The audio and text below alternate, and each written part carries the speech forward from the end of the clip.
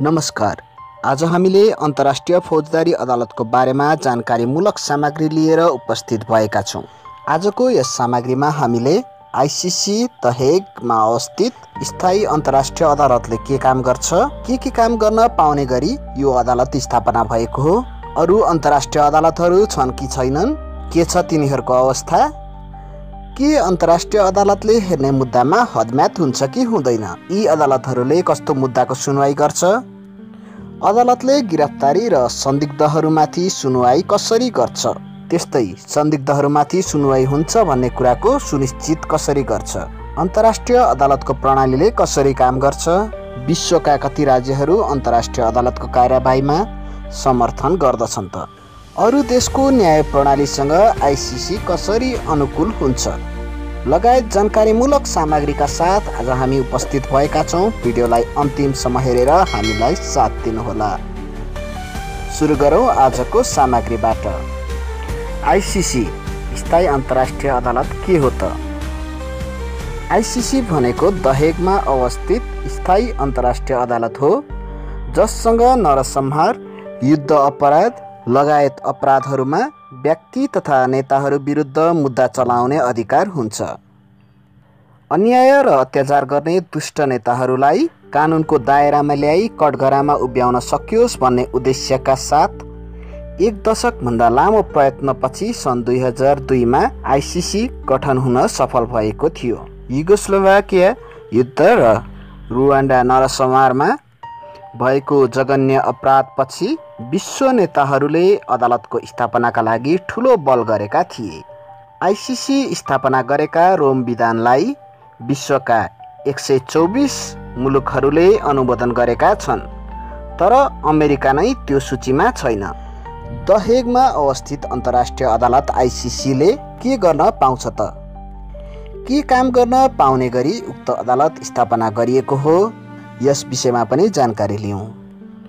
आईसीसीको स्थापना अगाडि मानव अधिकार विरुद्धका अपराधहरूको मुद्दा हेर्ने अस्थायी अदालतको रूपमा न्यायाधिकरण गठन गर्ने प्रचलन थियो। त्यही खाडल पुर्नका लागि आईसीसी स्थापना गरियो। जब देशका न्यायालयले गम्भीर अपराध जस्तै मानव अधिकार हनन, युद्ध अपराध आदिमा उचित न्याय दिन सक्दैनन् अथवा न्याय दिने काम गर्दैनन्, त्यस्तो अवस्थामा हस्तक्षेप गर्ने अन्तिम विकल्पको रूपमा आईसीसीलाई हेरिन्छ। त्यस्तै अरू थुप्रै अन्तर्राष्ट्रिय अदालतहरू पनि छन्, तर तिनीहरूले फरक काम गर्छन् अथवा उनीहरूको काम सीमित छन्। कहिलेकाहीँ विश्व अदालत पनि भनिने इन्टरनेसनल कोर्ट अफ जस्टिस आईईसीजेले सरकारहरू विरुद्ध हुने विवादहरू पनि हेर्छ, तर त्यसले व्यक्तिमाथि मुद्दा चलाउन सक्दैन। के द हेगमा अवस्थित अन्तर्राष्ट्रिय अदालत आईसीसीले हेर्ने मुद्दामा हदम्याद राखेको छ त? आईसीसीजेको भूत प्रभावी क्षेत्राधिकार छैन। उसले रोम विधान लागू भएको मिति अर्थात् सन् 2002 को जुलाई 1 तारिक यता भएका अपराधहरूलाई मात्र हेर्न सक्छ। रोम विधान अनुमोदन गरेका देशका नागरिकहरूले गरेका अथवा संयुक्त राष्ट्र सङ्घले सिफारिस गरेका मुद्दा मात्र उसको क्षेत्राधिकारभित्र पर्छ। त्यसो भए आईसीसीजे नामक अदालतले कस्ता मुद्दाहरूको सुनवाई गर्छ त?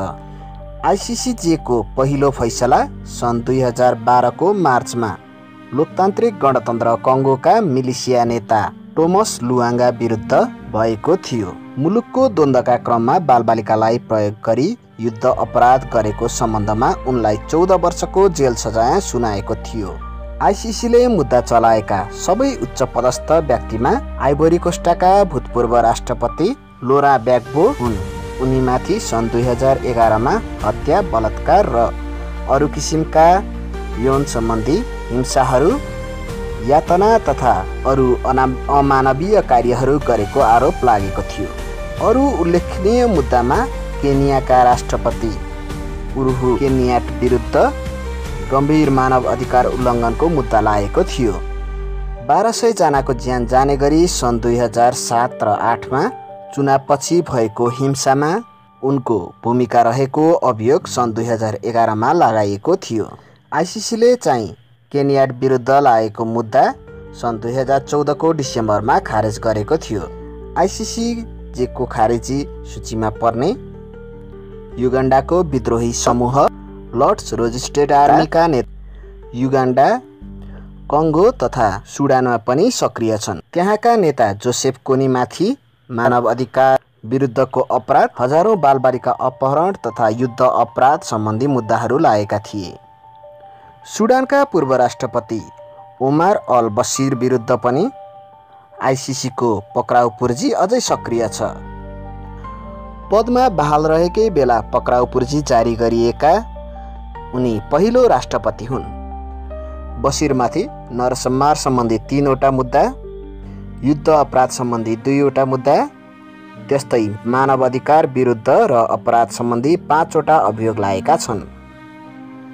सन् 2015 को जुलाईमा दक्षिण अफ्रिकामा अफ्रिकी सङ्घको शिखर बैठकमा सहभागी भएका बेलामा त्यहाँको एउटा अदालतले देश छोड्नबाट रोक्न आदेश दियो।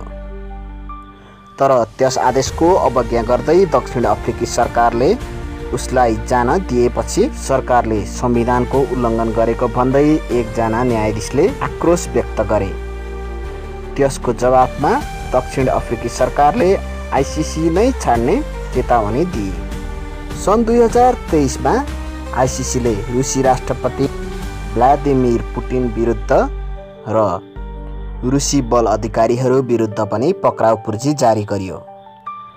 उनीहरू विरुद्ध युक्रेन आक्रमणका क्रममा बालबालिकालाई अवैध ढङ्गले निकाला गरेको आरोप छ। उक्त पक्राउ पूर्जीका कारण रुसी नेताको विदेश भ्रमणमा समस्या निम्तिएको छ। सन् 2021 मा आइसिसीले प्यालेस्टाइनी भूभागमा आरोपित युद्ध अपराध औपचारिक रूपमै अनुसन्धान थालेको हो। प्यालेस्टाइनी अथोरिटीले इजरायली सेनाले युद्ध अपराध गरेको सबै प्रमाणहरू अदालतमा पेश गरेको थियो। संयुक्त राष्ट्रसङ्घको एउटा अनुसन्धानले हमास र इजरायली सेना दुवै पक्षबाट युद्ध अपराध भएका प्रमाणहरू फेला पारेको बताइएको छ। आइसिसी अदालतले गिरफ्तारी र संदिग्ध विरुद्ध सुनुवाई कसरी सुनिश्चित गर्न सक्छ? अब यस विषयमा जानकारी लिउँ। युद्ध अपराध विरुद्ध आइसिसीले कारबाही गर्ने भएकाले सुडानका राष्ट्रपति ओमार अल बसिर विरुद्ध युद्ध अपराध सम्बन्धी आरोपमा आइसिसीले पक्राउ पूर्जी जारी गरेको सूचीमा छ। धेरैजसो अवस्थामा उक्त गिरफ्तारीका लागि ऊ सम्बन्धित देशकै प्रहरीसँग भर पर्छ अनि सम्बन्धित देशकै प्रहरीले गिरफ्तारी गरेपछि दहेगमा बुझाउन लगाउँछ। चाड र केन्या सहित थुप्रै देशहरूले उनको गिरफ्तारीमा सघाउन अस्वीकार गरेका थिए। अफ्रिकी सङ्घले सदस्य राष्ट्रहरूलाई बसिर विरुद्ध जारी पक्राउ पूर्जीमाथि कारबाही गर्न निर्देशन दिएको थियो। हाल बसिरबारे उसले आफै अनुसन्धान गरिरहेको छ। आइसिसी जे अन्तर्राष्ट्रिय अदालतको प्रणालीले कसरी काम गर्छ त? संयुक्त राष्ट्रसङ्घको सुरक्षा परिषद अथवा हस्तक्षेपकर्ता देशको सिफारिसमा आइसिसीका अभियोजनकर्ताले अनुसन्धान सुरु गर्छन्। अभियोजनकर्ताले स्वतन्त्र रूपमा पनि कदम चाल्न सक्छन्, तर अभियोजनलाई न्यायाधीशहरूको प्यानलले अनुमोदन गर्नुपर्ने हुन्छ। हस्ताक्षरकर्ता देशहरूले चुनाव मार्फत अभियोजनकर्ता र न्यायाधीशहरू चयन गर्छन्। अर्जेन्टिनाका लुइस मोरेनो ओक्याम्पो आइसिसीका प्रथम प्रमुख अभियोजनकर्ता हुन्। प्रत्येक सदस्य राष्ट्रले चुनावमा न्यायाधीशका लागि एकजना उम्मेदवार उठाउन पाउँछन्। हालसम्म 124 देशले रोम विधानलाई अनुमोदन गरेका छन्। थप 34 देशले हस्ताक्षर गरेका छन् र भविष्यमा उनीहरूले अनुमोदन गर्न सक्छन्। अरब देशहरूमध्ये जोर्डन, जिबुटी र कोमोरोसले मात्र अहिलेसम्म रोम विधानलाई अनुमोदन गरेका छन्। त्यसो भए अमेरिका किन संलग्न छैन त? अमेरिकाले राजनीतिक रूपमा पूर्वाग्रह राखेर अथवा हल्का ढङ्गले आफ्ना सैनिकहरूमाथि मुद्दा चलाउन सकिने तर्क गरेको थियो। विभिन्न सुरक्षात्मक उपायहरू ल्याइए अनि अन्ततः राष्ट्रपति बिल क्लिन्टनले सन्धिमा हस्ताक्षर पनि गरे, तर काङ्ग्रेसले त्यसलाई कहिल्यै अनुमोदन गरेन। अरू पनि कैयौँ देशहरू आइसिसीको क्षेत्राधिकारभित्र आउन अस्वीकार गर्दै आएका छन्। कतिपयले ती सन्धिमा हस्ताक्षर गरेका छैनन्। त्यस्ता देशहरूमा चीन, भारत, पाकिस्तान, इन्डोनेसिया र टर्की लगायत छन्। मानवता विरुद्धको अपराधमा ती देशहरूको हकमा मुद्दा चलाउन सकिने देखिँदैन। सन् 2024 को मार्चमा आइसिसीले 2 जना रुसी कमान्डर विरुद्ध पक्राउ पूर्जी जारी गरेको थियो। त्यसो भए अरू देशका न्यायिक प्रणालीसँग आइसिसी कसरी अनुकूल हुन्छ? सन्धिलाई अनुमोदन गर्ने देशहरूले ती अपराधहरूमा आफैले मुद्दा चलाउनु पर्ने सुनिश्चित गर्नु पर्दछ। त्यसो नभएमा आइसिसीले हस्तक्षेप गर्न पनि सक्छ। कतिपय देशहरूले त आइसिसी अनुकूल न्यायिक प्रणालीमा परिवर्तनका लागि आवश्यक कानुनहरू पनि ल्याइसकेका छन्। आइसिसीले सञ्चालन खर्च कसरी जुटाउँछ? लाग्ने खर्च कसले तिर्छ त? आइसिसीलाई सदस्य राष्ट्रहरूले सञ्चालन गर्छन्। लाग्ने सञ्चालन खर्च सदस्य राष्ट्रहरूले तिर्छन्। राष्ट्रिय सम्पत्तिका आधारमा जसरी देशहरूले संयुक्त राष्ट्रसङ्घको खर्च बेहोर्छन्, त्यही नियम आइसिसीको हकमा पनि लागू हुन्छ।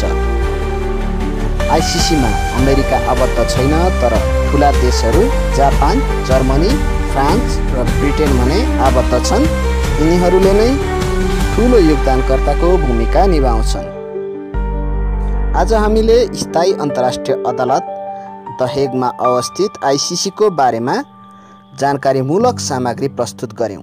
तपाईलाई आजको हाम्रो सामग्री कस्तो लाग्यो त? जस्तो लाग्यो त्यस्तै प्रतिक्रिया दिन नबिर्सिनुहोला भन्दै आजका लागि हामी बिदा चाहन्छौँ। आज्ञा दिनुहोस्। धन्यवाद।